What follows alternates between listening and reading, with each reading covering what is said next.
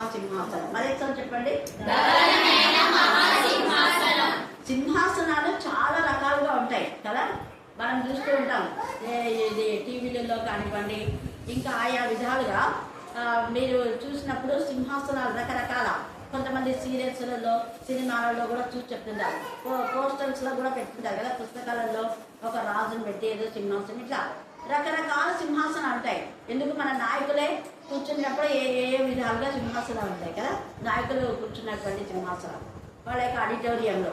అయితే ఇక్కడ ఎవ్వరు కూర్చోలేని, ఎవరు చూడలేని, ఎవరు తయారు చేయలేనటువంటి సింహాసనం ఇది. ప్రత్యేకమైంది ఈ సింహాసనం, ప్రతిష్ఠితమైంది ఈ సింహాసనం. ఎక్కడ ప్రపంచంలో ఎక్కడ ఉండదు ఇలాంటి సింహాసనం. అలాంటిది ధవలమైన మహాసింహాసనం అన్నాడు. అదే కదా, సింహాసనం చాలా ఉంటాయి. ఆ సింహాసనములలో ఈ సింహాసనము ధవలమైంది ఒకటి, రెండవది మహాసింహాసనం అన్నాడు. చాలా గొప్పది అని అర్థం, చాలా పెద్దది, చాలా గొప్పది. ఈ యొక్క సింహాసనం గురించి మనం వర్ణించినట్లయితే ప్రకటన గ్రంథం 4వ అధ్యాయంలో చూస్తాం. చూడండి, అక్కడ కూడా సింహాసనం ఉంది. ప్రకటన 4వ అధ్యాయంలో ఆయన తలుపులు తెరవబడినప్పుడు చూస్తాడు. చూసినప్పుడు యోహానుకు ఆత్మ ప్రత్యక్షలు వస్తాయి. ఆత్మ ప్రత్యక్షతలో ఆ యొక్క సింహాసనం చూడండి, తెరవబడిన వెంటనే ఆయన చూసేటటువంటి సింహాసనం. చదవండి, 4వ అధ్యాయము 2వ వచనం. వెంటనే నేను ఆత్మ పరిశుభ్రత, అదిగో పరలోకమందు ఒక సింహాసనం వేయబడి ఉండెను. చూడండి ఎంత చక్కగా చెప్తున్నాడు. వెంటనే ఆత్మవశుడైపోయినాడు. ఎప్పుడైతే ఆత్మ నేత్రంలో తెరవబడతాయో మనకు కూడా దేవుని ప్రత్యక్షతలు వస్తాయి. ఇక్కడ ఆత్మతో నింపబడినాడు కాబట్టి యోహాను, ఆత్మ నేత్రంలో తెరవబడినాయి కాబట్టి ఆ యొక్క పరలోకం తెరవబడిన వెంటనే ఆయన ఏం చూస్తున్నాడంటే, ఆత్మ వశుడైనప్పుడు అదిగో పరలోకమందు ఒక సింహాసనము వేయబడి, సింహాసనం నందు ఒకడు ఆసీనుడైనాడు. ఒక సింహాసనం ఉంది, ఆ సింహాసనం పైన ఒక ఆయన ఉన్నాడు. ఆసీనుడైన వాడు ఎలా ఉన్నాడంట, దృష్టికి సూర్యకాంత పద్మ రాగములను పోలిన వాడు, మరకతం వలె ప్రకాశించు ఇంద్ర ధనస్సు సింహాసనంలో.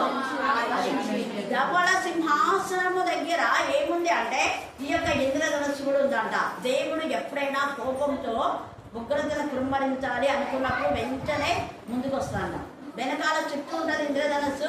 వెంటనే ముందొచ్చి, ప్రభా నువ్వు కృపగల తండ్రి కదా, నిబంధన చేశావు కదా, గొప్ప ఉపద్రవం రాకుండా, ఇంకెప్పుడు ఇలాంటి వర్షం రాకుండా ప్రపంచాన్ని అంతా నాశనం చేయమన్నావు కదా, వర్షంతో కాబట్టి కొంచెమే ఈ అని చెప్తుంది ఈ యొక్క ఇంద్రధనస్సు. అందుకని ఇక్కడ ఏం చెప్తుందంటే, ఆ ఇంద్రధనస్సు ఉంది. తర్వాత సింహాసనం చుట్టూ ఏమున్నాయంట, 24 సింహాసనలు ఉండేవి.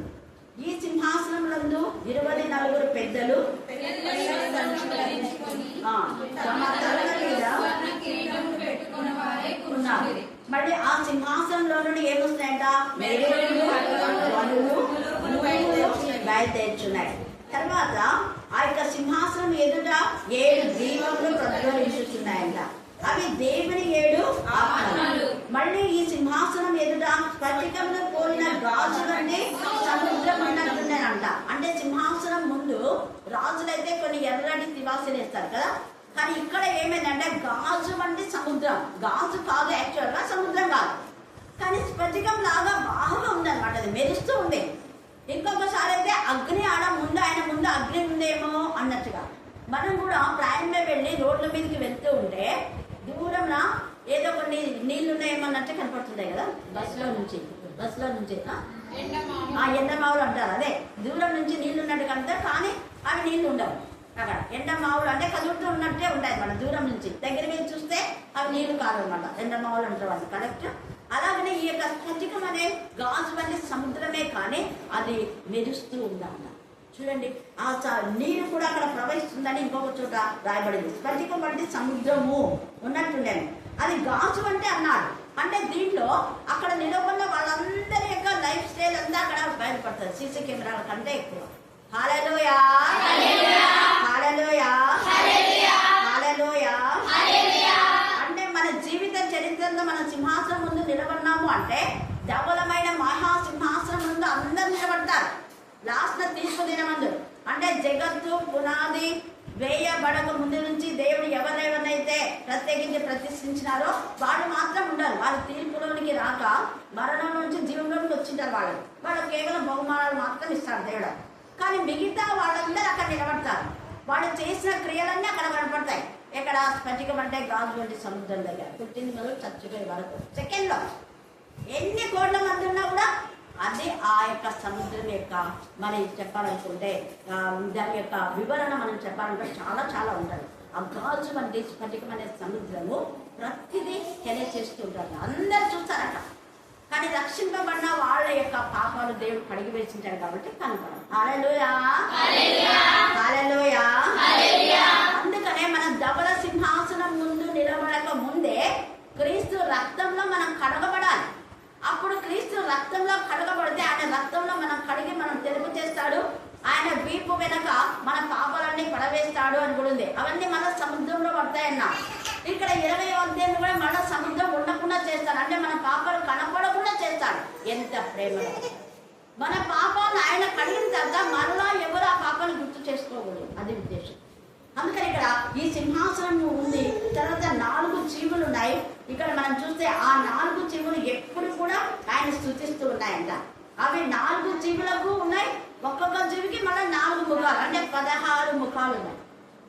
ఒక్కొక్క జీవికి కింద చదివితే ఎంత తేటగా ఉంది. సింహాసనం గురించి చాలా వర్ణన ఉంది ఇక్కడ.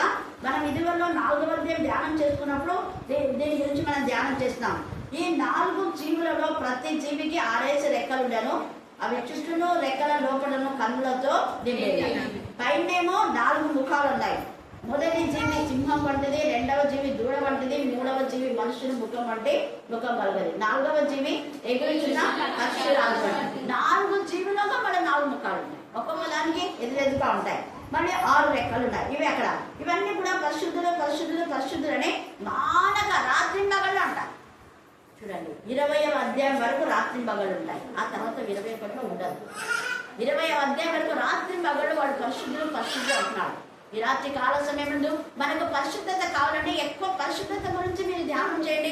పరిశుద్ధులు పరిశుద్ధులు పరిశుద్ధులు పరిశుద్ధులని మనం లేచింది గురుడు పడుకునే వరకు మన పనిలో కూడా అనుకుంటే అపవాది యొక్క ఆలోచన రావు. హల్లెలూయా, హల్లెలూయా, హల్లెలూయా. మీకు ఎప్పుడు సమాధానం లేదంటే ఎప్పుడు యేసు రక్తమే జయమని చెప్పండి. లేదా పరిశుద్ధులు పరిశుద్ధులు పరిశుద్ధులు పరిశుద్ధులైన దేవుడు భూత వర్తమాన భవిష్యత్ కాలంలో ఉన్న సర్వాధికారులు దేవుడు నిత్యులకు ప్రభు పరిశుద్ధులు వచ్చిన కంటెక్ట్ చేయండి. పదే పదే పదే పదే మాట్లాడండి. ఖచ్చితంగా దేవుడు మిమ్మల్ని ఆత్మతో చెప్తున్నాడు.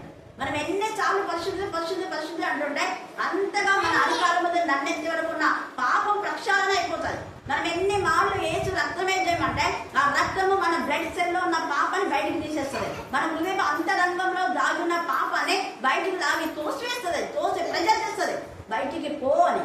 అంత పవర్ వేసే రక్తం. హల్లెలూయా, హల్లెలూయా, హల్లెలూయా. వేసే రక్తం అంటే నిబంధన రక్తం. ఈ వాక్యమే. అందుకే ఎక్కువగా వాక్యం చదవాలి. ఎవరి బిడ్డలు చక్కగా వాక్యం అంటే ఈ వాక్యం ఎక్కువగా చదివి ధ్యానం చేసి హృదయం నిండా వాక్యంతో నింపుకుంటే పాపములకు చోటు ఉండదు. ఎందుకంటే ఒక గ్లాస్ నిండా నీళ్లు ఉంటాయి, గాలి చూడదు కదా, మనకు సైన్స్ తెలుసు. అలాగనే కాబట్టి ఇక్కడ ఈ యొక్క ధవలమైన మహాసింహాసనం గురించి మనం చూసాం. సింహాసనం ముందు ఆశ్చర్యంగా ఒకరిని చూచితిని. వెంటనే ఇంత గంభీరమైనటువంటి మరి తండ్రి అయిన దేవుని యొక్క స్వరూప దర్శనాన్ని మనం అక్కడ చూస్తున్నాం. మరి అంత గంభీరమైన దేవుని ముందు భూమి ఆకాశంలో ఏమైందా నిలవలేకపోయినాయంట. చూడండి, చివరి ఘట్టం ఇది. ఇప్పుడు ఇవన్నీ కూడా మనం చూసాం. 1000 ఏళ్ల పరిపాలన అయిపోయింది. 1000 ఏళ్ల పరిపాలన పరిశుద్ధులు మాత్రమే దేవునితో యేసయ్యతో పాటు పరిపాలన చేస్తారు. ఏదైనా తోటలో అక్కడ ఆకలి ఉంది, అక్కడ దాహం ఉన్న తర్వాత ఇంకొకటి ఏమంటే అక్కడ ఎవరికి ఎవరు హాని చేసుకోరు. 1000 ఏళ్ల పరిపాలన ఎవరు మోసగించారు. అందరు నీతి న్యాయం అక్కడ దిగుతుంది అనమాట. నీతి న్యాయ పరిపాలన మాత్రమే అక్కడ ఉండదు. తర్వాత ఇంకా ఎలా ఉంటుందంటే అక్కడ విష సర్పాలు ఏమి చేయవు, తోడేళ్ళు ఏమి చేయవు, ఎవరికి హాని చేయవు. అన్ని సాధు జంతువులు లాగానే ఉంటాయి. మొదట ఏదేని తోటలో ఏముందో అదే సిచ్యువేషన్ అక్కడంతా కూడా. అప్పుడు వాళ్ళు ఆ పండ్లు ఫలాలు ఎలా తిన్నారో ఆ 1000 ఏళ్ల పరిపాలన కూడా అదే ఉంటుంది. హల్లెలూయా, హల్లెలూయా. ఆదాము అవ్వలు పాపం చేసే వరకు ఎంత పరిశుద్ధంగా చిన్నపిల్లలాగా ఉన్నారో 1000 ఏళ్ల పరిపాలన ఉన్నవాళ్ళు కూడా అంత పరిశుద్ధమైన తలంపులు అంత క్రీస్తుని పోలే ఉంటారు. అంత యేసు ప్రభుని పోలే ఉంటారు. కాకపోతే యేసయ్యకి మాత్రమే వాళ్ళెవరు వాళ్ళ పేరు ఐడెంటిఫై చేయగలరు. నేను ఎవరినో కొన్ని చూసి వాళ్ళు క్రీస్తులాగానే ఉంటారు. వాళ్ళ పేరు నాకు తెలియదు కానీ దేవుడికి తెలుస్తుంది. హల్లెలూయా హల్లెలూయా హల్లెలూయా. అందరూ యేసయ్యతో అక్కడ 1000 ఏళ్ల అంటే పరిశుద్ధులైన వాళ్ళందరూ కూడా యేసయ్యతో పరిపాలన చేస్తారు అక్కడ 1000 ఏళ్ల పరిపాలన. ఇంకా విడిచి వెళ్ళమన్న వాళ్ళకంటే అక్కడ కొంతకాలం యొక్క అపవాదిని 1000 ఏళ్ల పరిపాలన అయిపోతేనే 1000 ఏళ్ల పరిపాలన వరకు వాడు బంధించబడి ఉంటారు. కాబట్టి వాడు మోసం చేయడు. మనం ఏమంటామంట, ప్రభువా సైతాన్ కదా చేసింది ఈ పని, సైతాన్ తిట్టు అంటాం మనం. ఎందుకు అవ అన్నట్టు. నేను కాదు ప్రభా, నువ్వే కదా ఈ సైతాన్ చేసావు, అది వచ్చింది అది అని చెప్పింది నేను తిన్నా. ఈ 1000 ఏళ్ల పరిపాలనలో వాళ్ళు ఎవరైనా వినా ఏమైనా తప్పిదం చేస్తే వాళ్ళకు ఆ తప్పిదానికి వాళ్ళే, ఎందుకంటే సైతం లేదు కదా, సైతం చేసే అవకాశం కూడా ఉండదు. అయితే 1000 ఏళ్ల పరిపాలన అయిపోయిన తర్వాత అపవాది కొంత సమయమే. అందుకే విరాక్తి కాల్సిన సంఘాలైనా ఎక్కడైనా అపవాదికి కొంతనే సమయం ఇస్తారు కొంత సమయం. ఆ తర్వాత ఆ సమయాన్ని తీసుకొని ఇష్టానుసారంగా విరవీగిన అంటే తగిన శిక్ష భయంకరంగా ఉంది.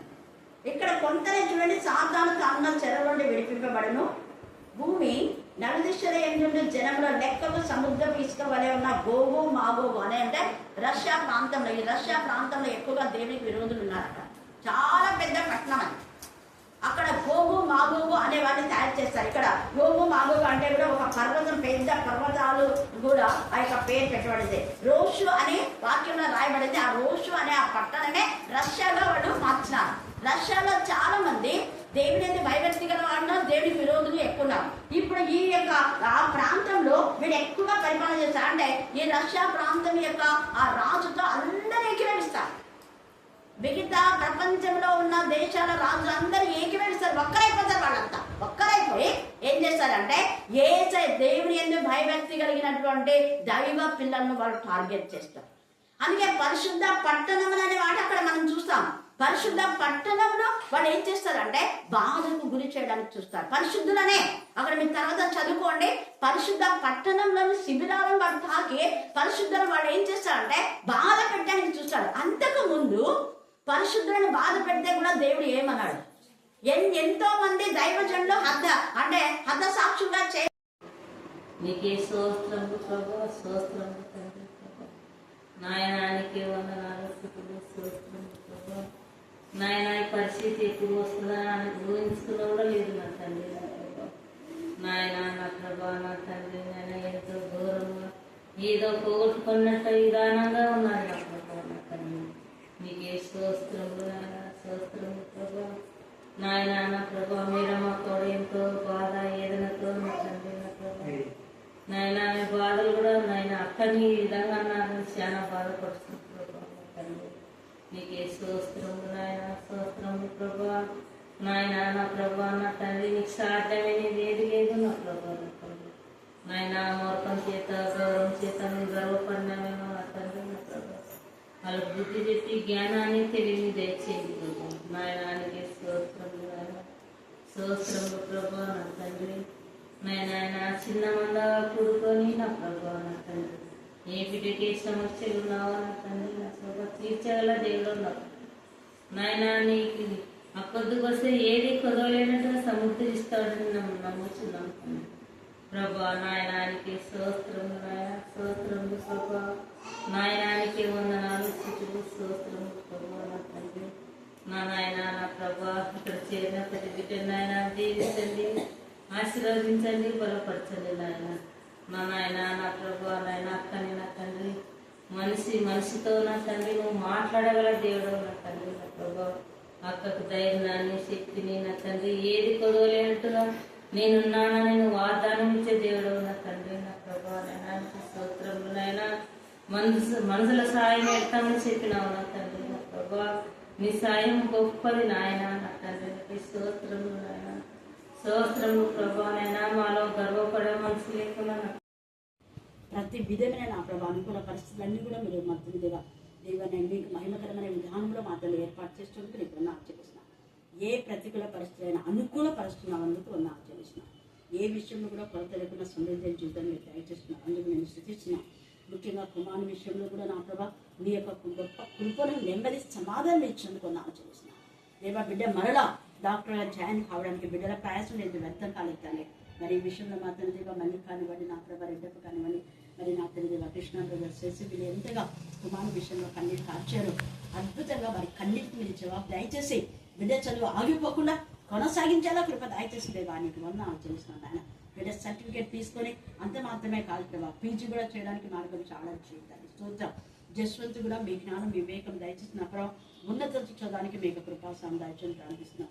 మరి ముఖ్యంగా నా ప్రభా శిశువులు పూర్ణ ఆరోగ్యం బలం శక్తిని నెమ్మది దయచేయండి. స్తోత్రం. ప్రతి అలచడి కలవడం అన్ని టెన్షన్స్ నుంచి ముఖ్యంగా మీరు విడిపించమని ప్రార్థిస్తున్నాం. ఇప్పుడు వెళుతుండగా మీ సన్నిధాన్ని మాతో కూడా ఉంచి మరి మళ్ళీగా ప్రయాణంలో కూడా మీరు తోడుగా ఉండి ఆమె అనంతపురం రీచ్ అయ్యే వరకు నా ప్రభా మీ దూతను తోడుగా ఉంచండి. మేము మరలా ఈ గృహానికి వచ్చే వరకు మీ కృపలో నీ ప్రేమలో మమ్మల్ని అందరూ కూడా బంధించమని తండ్రి కుమార తేక దేవుని దేవుడు అబ్రహాం ఇస్సాకు యాకోబుల దేవుడు మెండుగా మా తల్లి ప్రకటించి నిశ్చయంగా మీకు తోడైన వాగ్దానం నెరవేర్చేందుకు నేను స్తుతిస్తూ ఏసునామమున ప్రార్థిస్తున్నాం తండ్రి. ఆమేన్ ఆమేన్. ఆసీనుడైన ఒకరిని చూచి తిని భూమి ఆకాశములు ఆయన సముఖం నుండి పారిపోయెను, వాటికి నిలువ చోటు కనబడకపోయెను. మరియు గొప్పవారేమి కొద్దివారేమి మృతులైన వారందరూ ఆ సింహాసనము ఎదుట నిలువబడి ఉండుట చూచి తిని అప్పుడు గ్రంథములు విప్పబడెను, మరియు జీవ గ్రంథములు వేరొక గ్రంథములు విప్పబడెను. ఆ గ్రంథముల యందు వ్రాయబడి ఉన్న వాటిని బట్టి తమ క్రియల చొప్పున మృతులు తీర్పు పొందిరి. సముద్రము తనలో ఉన్న మృతులను అప్పగించెను, మరణమును పాతాళ లోకమును వాటి వశముననున్న మృతులను అప్పగించెను. వారిలో ప్రతి వాడు తన క్రియల చొప్పున తీర్పు పొందెను. మరణమును మృతుల లోకమును అగ్నిగుండంలో పడవేయబడెను. ఈ అగ్నిగుండము రెండవ మరణము. ఎవని పేరైనను జీవగ్రంథమందు వ్రాయబడినట్టు కనబడని ఎడల వాడు అగ్నిగుండంలో పడవేయబడెను. దేవుని వాక్యం దీవించి ఆశీర్వదించుగాక. Thank you, Jesus. Thank you, Jesus. Thank you, Jesus. Thank you, Jesus. Thank you, Jesus. Thank you, Jesus. Thank you, Jesus. Thank you, Father. Thank you, Father. Praise Satyamayam, praise Satyamayam, praise Satyamayam, praise Satyamayam, praise Satyamayam, praise Satyamayam, praise Satyamayam, praise Satyamayam, praise Satyamayam, praise Satyamayam. Prabhu, make it sashi ke bhavan nakul ruchika. Yesu Satyamayam, Yesu Satyamayam, Yesu Satyamayam, Yesu Satyamayam, Yesu Satyamayam, Yesu Satyamayam, Yesu Satyamayam, Yesu Satyamayam, Yesu Satyamayam. Teharan make it shike bhavan nakul shike bhavan asli sahal make it shike bhavan make it.